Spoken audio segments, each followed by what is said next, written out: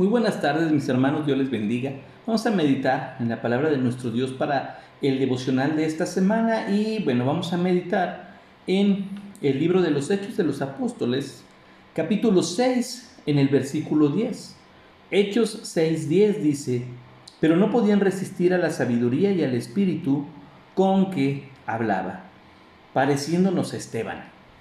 Tenemos, hermanos, una parte interesante en el libro de los Hechos con un personaje muy singular que es Esteban. Esteban, hermanos, era miembro de la iglesia en Jerusalén, un hombre, hermanos, que como su testimonio lo describe incluso en versículos anteriores, fue de los 7 que fueron elegidos como diáconos en la iglesia para ministrar, para administrar, para la repartición, para todo lo que implicaba ser un diácono en la iglesia. Pero vemos a Esteban, hermanos, que tiene un llamado un poco más allá de solo servir o administrar, sino que tiene la facultad de predicar, tiene la facultad, hermanos, de dar testimonio entre los necesitados. Así que, pues él, hermanos, sale y comienza a predicar, hermanos, en varios lugares donde él llegaba, predicaba. Lo interesante, hermanos, es que la forma en la que lo hacía impactaba. El testimonio que tenía impactaba. Al punto que dice nuestro versículo, hermanos, que llegaron varios judíos, hermanos, de varias sinagogas, de algunas sinagogas de por ahí, y trataron, hermanos, de confrontar la enseñanza de Esteban. Esteban era miembro de la iglesia. Esteban era diácono de la iglesia.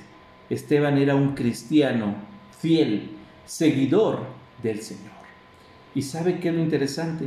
Que aunque llega gente para tratar de persuadirlo o de persuadir a la gente que estaba siguiendo a Esteban, resulta, hermanos, que el testimonio, la forma en la que Esteban ya había impactado a su entorno, hermanos, era irrevocable. Dice aquí el versículo 10, pero no podían resistir a la sabiduría y al espíritu con que hablaba.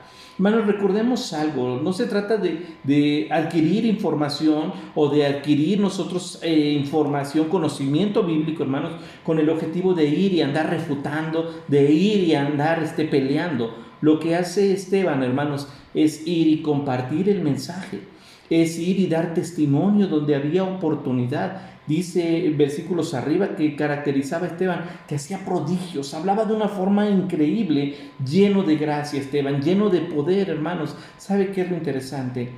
Que muchos cristianos hoy en día no tenemos lo más mínimo de parecido a Esteban, y eso es trágico, eso es terrible y es triste, porque al final de cuentas, hermanos, seguimos al mismo Señor de Esteban, creemos en la misma palabra que predicó Esteban. ¿Dónde entonces está el poder? ¿Dónde está la gracia, hermanos? ¿Dónde está la facultad que el Espíritu Santo nos da para poder salir y predicar con denuedo? Tenemos, hermanos, tristemente, todos tenemos familias, amigos, compañeros que no son cristianos.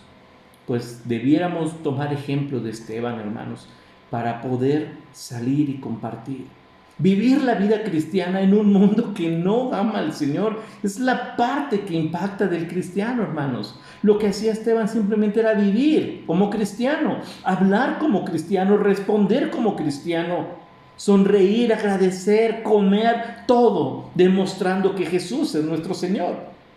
Así entonces, hermanos, podemos decir, confirmar quién es nuestro Señor.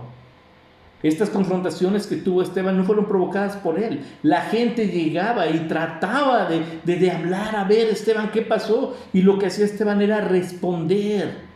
No andaba provocando Esteban, pero sí tenía respuesta.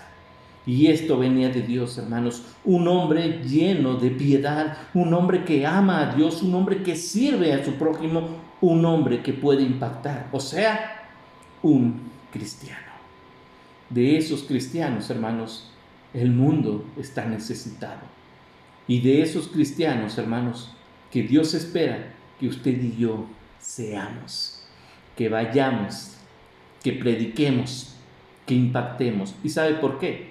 Porque somos siervos del Dios verdadero. Dios no nos ha dejado.